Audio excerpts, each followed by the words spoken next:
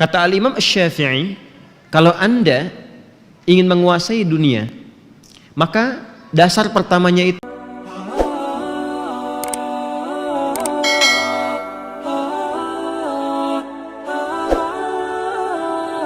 amal yang dibimbing oleh iman yang bisa melahirkan takwa disebut dengan saleh.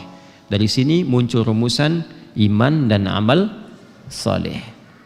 Dan perpaduan iman dan amal saleh ini melahirkan apa yang disebut dengan takwa. Kalau sudah dapat takwa, maka akumulasi kebahagiaan, kenyamanan, ketentraman dalam berkehidupan di semua dimensi dan ruang berkehidupan, baik di dunia, di alam kubur sampai ke akhirat kelak, itu selalu memancarkan kesempurnaan dari kebahagiaan dan ketentraman. Itu yang kemarin telah kita bahas, telah kita uraikan. Dan sekarang tinggal tahapannya secara individu, kemudian berkeluarga dan bersosial, bagaimana menerjemahkan takwa itu dalam konteks kehidupan secara personal sehingga menjadi pribadi yang bertakwa, wa kana taqiyya. Kemudian keluarga yang dihiasi dengan pesona takwa, suaminya bertakwa, istrinya bertakwa, anak-anak demikian, ya. Dan itu lebih tinggi nilainya dibandingkan dengan keluarga cemara. Keluarga takwa itu lebih tinggi nilainya. Cemara kan masih butuh lampu, ya. Baik, takwa itu punya sinyal sendiri, punya sinar sendiri. Kemudian jika semua keluarga sudah baik, otomatis kehidupan bermasyarakat, berbangsa, bernegara pun itu pasti akan baik. Secara individu, kematangan untuk mendapatkan takwa itu bisa dilatih dalam 3 hal.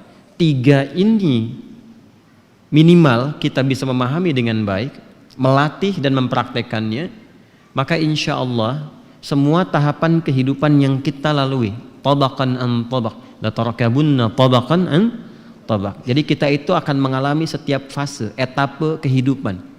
Apapun tujuan yang akan kita raih, itu selalu menempuh jalan.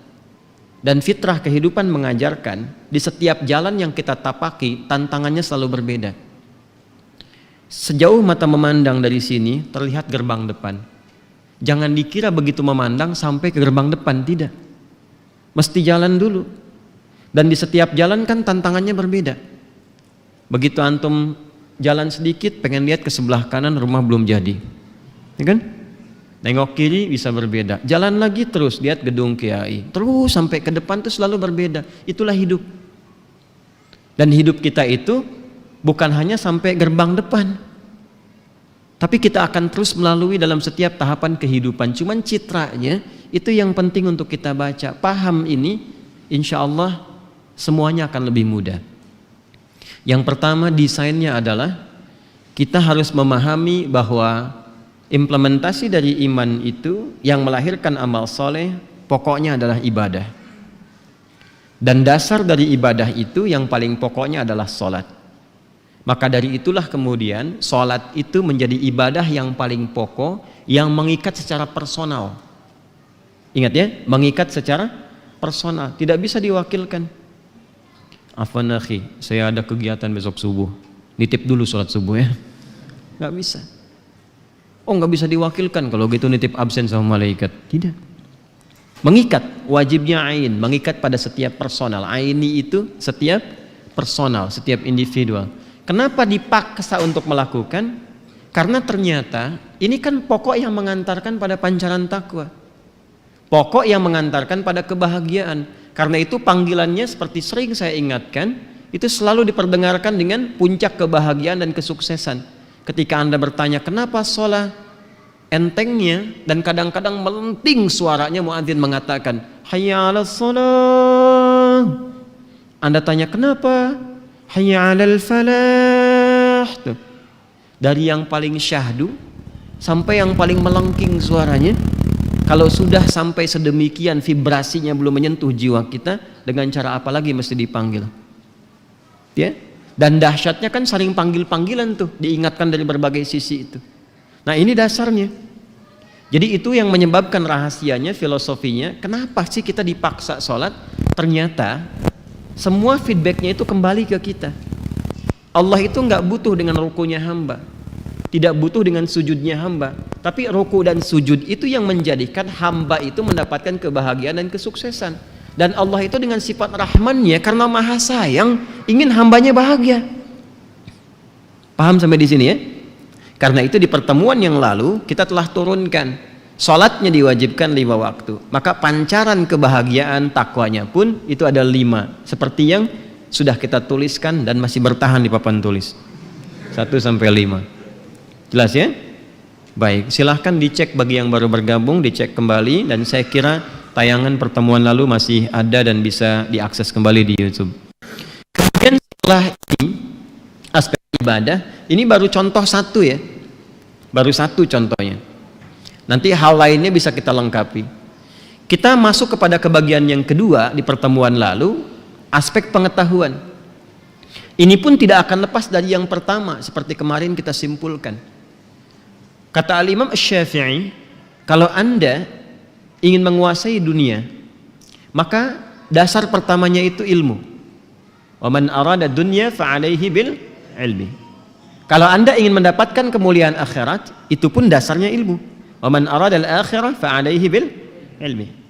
Apalagi ingin keduanya, wa man aradahuma fa 'alaihi bil ilmi. Itu bukan hadis ya, itu kalam Al-Imam Asy-Syafi'i. Jelas ya? Dan menariknya, bekal pertama seperti yang penting saya sampaikan di pertemuan lalu, bekal pertama yang Allah berikan kepada Adam alaihissalam, ayah moyang kita, saat ditugaskan menjadi khalifah di bumi dan diviralkan misi ini di kalangan penduduk langit, itu bekal pertama yang diberikan apa? Pengetahuan.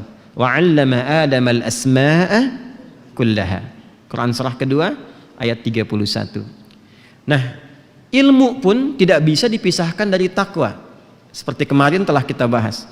Bahkan kalau ingin mendapatkan lompatan pengetahuan, tambahan pengajaran, dan cepat dipahamkan oleh Allah dengan firasat yang sangat tinggi, maka dasarnya takwa. Itu yang dimaksud di akhir ayat 282 di surah Al-Baqarah itu. Wattaqullah wa yu'allimukumullah. Dan tingkatkan takwamu kepada Allah, maka Allah akan berkenan menambahkan tambahan pengetahuan. Memulai ilmu itu lewat iman. Makanya saya sering katakan ya, kalau ingin memulai mengaji itu kalau saya ingin tambah literasinya atau luaskan diksinya, jangan batasi dipahami dengan pemahaman membaca Al-Quran saja, tidak. Mengaji itu mengkaji, baik itu kepada firman langsung dalam Al-Quran atau terapan makna-makna Al-Quran dalam bentuk pengetahuan yang luas. Anda boleh silahkan ambil jurusan tafsir, hadis, fikih, usul fikih, tarikh, atau jadi insinyur ya, di arsitek misalnya, di fisika, di kimia, di bisnis, silahkan. Tapi kalau Anda ingin mendapatkan lompatan pengetahuan, kuat pengetahuannya, cepat paham dan sulit lupa, maka hal pertama yang harus dilakukan adalah kuatkan iman dulu. Karena sebelum Allah mengangkat derajat orang berilmu, itu imannya dulu yang dikuatkan. Itu yang dimaksudkan di Quran surah Al-Mujadalah ayat 11 yang kemarin telah kita tuntaskan pembahasannya. Sampai kepada titik yarfa'illahu alladhina amanu minkum walladhina utul ilma darajat. Jadi imannya dulu, baru kemudian ilmu. Dan mohon ingat ya, ingat pesan ini dan tanamkan dalam jiwa kita, mulai setiap apapun dengan ilmu ya, setiap apapun dengan ilmu. Karena bertauhid pun pakai ilmu. Fa'lam annahu la ilaha illallah. Dan mulailah setiap ilmu dengan iman. Bagaimana memulai dengan iman? Pancaran iman itu kan la ilaha illallah, masih ingat? Ya kan? Iman itu kan ketika diungkapkan lewat lisan, keluarnya kalimat la ilaha illallah. Artinya niatkan semua karena Allah. Walaupun Anda belajar di pelajaran umum, niatkan lillah. Itu begitu keikhlasan mengakar dalam jiwa dan membimbing kita untuk belajar, maka demi Allah saya katakan akan terjadi percepatan pengetahuan. Nanti cara belajarnya pun akan berbeda, bukan hanya sekedar duduk, dengar, setelah itu selesai pulang, tidak. Nanti ada hasrat kita ingin memahami apa yang dipelajari.